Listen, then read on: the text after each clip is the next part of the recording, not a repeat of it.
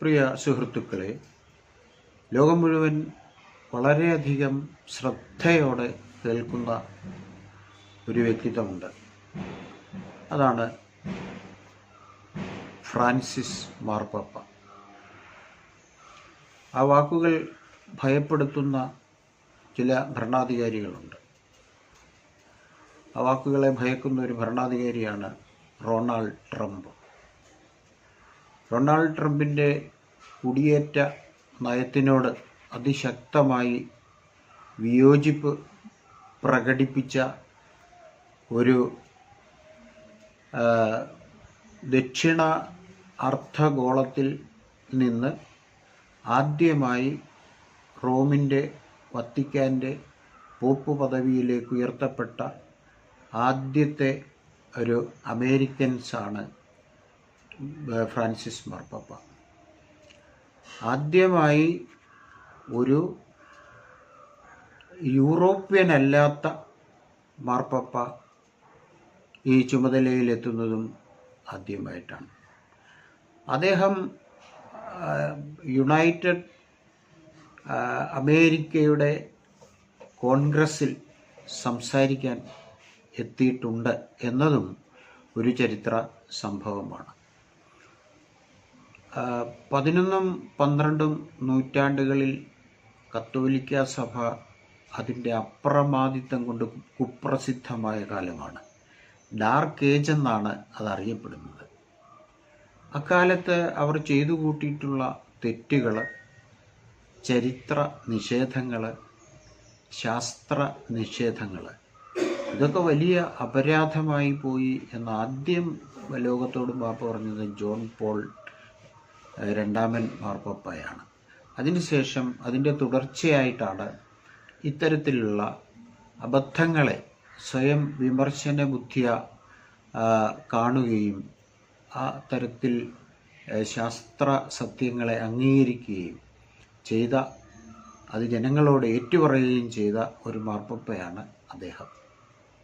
ഇന്ന് അദ്ദേഹം വലിയ ഒരു ആരോഗ്യ പ്രതിസന്ധിയെ തുടർന്ന്, കടുത്ത ന്യൂമോണിയയെ തുടർന്ന് വത്തിക്കാനിലെ മെഡിക്കൽ കോളേജിൽ ചികിത്സയിലാണ്.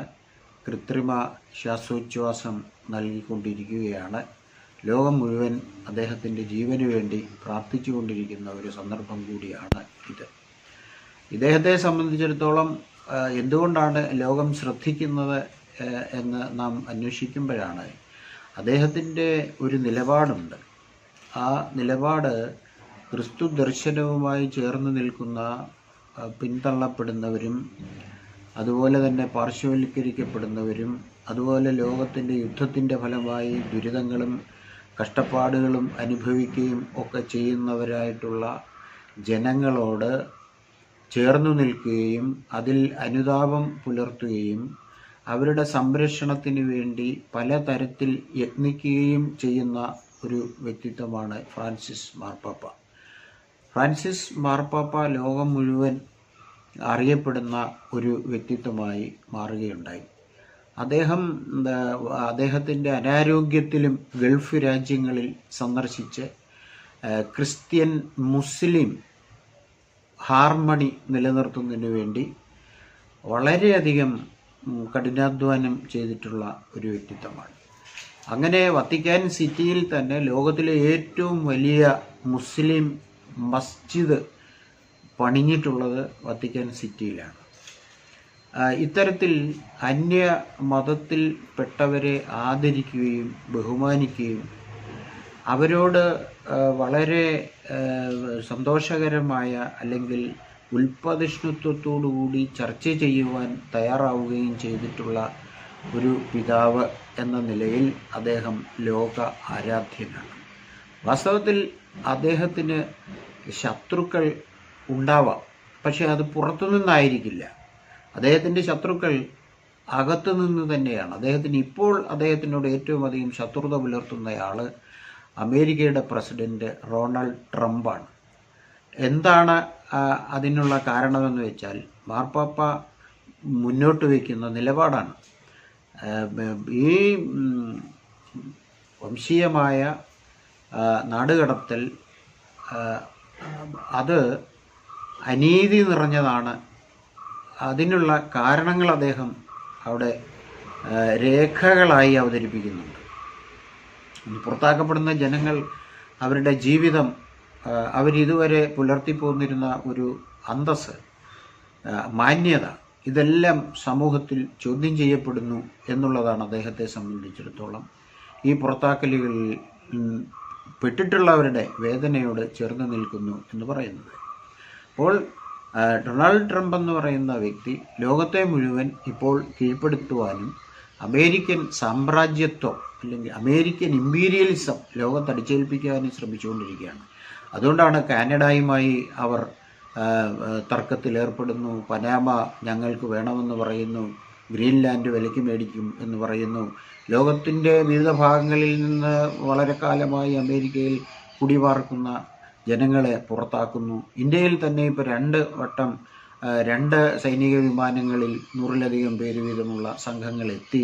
അടുത്ത 3ാമത്തെ സംഘം എത്തുന്നതിന് വേണ്ടിയിട്ടുള്ള തയ്യാറെടുപ്പുകൾ നടത്തിക്കൊണ്ടിരിക്കുന്നു. അങ്ങനെ ഒരു ശുദ്ധമായ അമേരിക്ക നിർമ്മിക്കുവാനുള്ള, ഒരു ശുദ്ധ ജർമ്മനി, ആര്യൻസിൻ്റെ ഒരു ശുദ്ധ ജർമ്മനി നിർമ്മിക്കുവാനുള്ള അഡോൾഫ് ഹിറ്റ്ലറിൻ്റെ ആഹ്വാനം പോലെ ആ ആശയത്തോട് സാമ്യം തോന്നിക്കുന്ന വിധത്തിലാണിപ്പോൾ ഡൊണാൾഡ് ട്രംപ് ഇവിടെ പ്രവർത്തിച്ചുകൊണ്ടിരിക്കുന്നത്. അദ്ദേഹം ഇപ്പം നിരന്തരം വാതോരാതെ ക്രിസ്തുവിനെക്കുറിച്ചും ബൈബിളിനെക്കുറിച്ചുമാണ് സംസാരിച്ചുകൊണ്ടിരിക്കുന്നത്.